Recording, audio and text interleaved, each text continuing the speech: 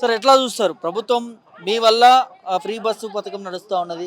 ఎందుకు ప్రభుత్వం మిమ్మల్ని గుర్తించట్లేదు? మీకు రావాల్సినటువంటి ఎందుకు ఇవ్వట్లేదు? ఏం చెప్తారు? ఫస్ట్ ఆఫ్ ఆల్ చెప్పాలంటే వాళ్ళ గవర్నమెంట్‌కే డబ్బులు లేవు ఇప్పుడు. స్టేట్ గవర్నమెంట్‌కి 4 డీఏలు, 5 డీఏలు ఎయ్యాలి. వాళ్ళు ఎంత క్లిష్ట పరిస్థితిలో ఉన్నారో వాళ్ళు డ్యూటీలో ఉండి వాళ్ళు ఏం చేయలేని పరిస్థితిలో ఉన్నారు. మేమందరం రిటైర్ అయ్యాము.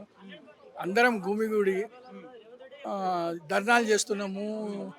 ప్లస్ ఆర్ఎం ఆఫీసుల దగ్గర కానీ, ఎండీ ఆఫీస్ దగ్గర కానీ, ఇట్లా సెక్రటరియట్ దగ్గర కానీ మేము ఈ ధర్నాలు చేస్తుంటే వాళ్ళకి ఏదో 1% 2%ఏ కదా అన్న ఉద్దేశంలో ఉన్నారు తప్పితే ఎక్కడ వాళ్ళు స్పందన కనిపించట్లేదు.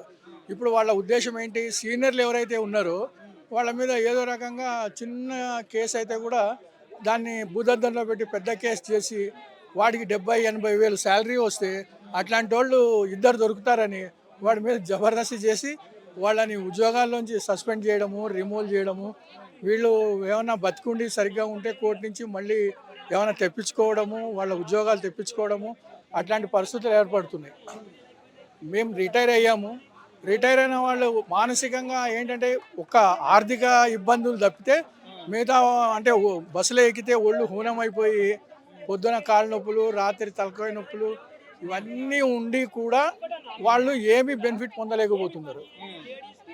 ఇప్పుడు వాళ్ళు కనుక ఇప్పుడు ఎవరైతే మాకు సపోర్ట్గా వాళ్ళు కూడా ధర్నాలో పాల్గొంటే రేపు వాళ్ళు కూడా రోజుకి లేదు నెలకి ఒక 20-30 మంది సిటీ డిపోల్లోనే రిటైర్ అయిపోతున్నారు. సో నెక్స్ట్ మంత్ వాళ్ళ డబ్బులు అయితే గవర్నమెంట్లో మిగిలే ఉన్నాయి. ఇట్లాంటివి మళ్ళా మొన్న మేడారం జాతర అప్పుడు డబ్బులు వస్తున్నాయి వాళ్ళకి. విజయవాడ పోయే స్పెషల్స్కి, ఊర్లలో పండగలకి, సంక్రాంతి కానీ వీటిలో కానీ డబ్బులు వస్తున్నాయి. మిగతా మా డిపార్ట్మెంట్ డబ్బులు కాకుండా గవర్నమెంట్ కూడా ఏమైనా సహాయం చేసి కొందరికైనా మాకంటే చాలా హలో మైక్ టెస్టింగ్ హలో ప్రభుత్వం నుంచి ఏం చెప్తారు? ప్రభుత్వము మా ఈ పోరాటాన్ని గుర్తించి మాకు రిటైర్ అయిన వాళ్ళందరినీ వాళ్ళ డబ్బులు వాళ్ళకి ఇచ్చేస్తే ఎవరెవరికి ఎంతెంత రావాలి ఏంటి అన్నీ ఆల్రెడీ లెక్కలు ఉన్నాయి. గవర్నమెంట్ కనుక ప్రకటిస్తే మాకు ఒక వారం లోపల మా డబ్బులు మాకు వస్తాయి.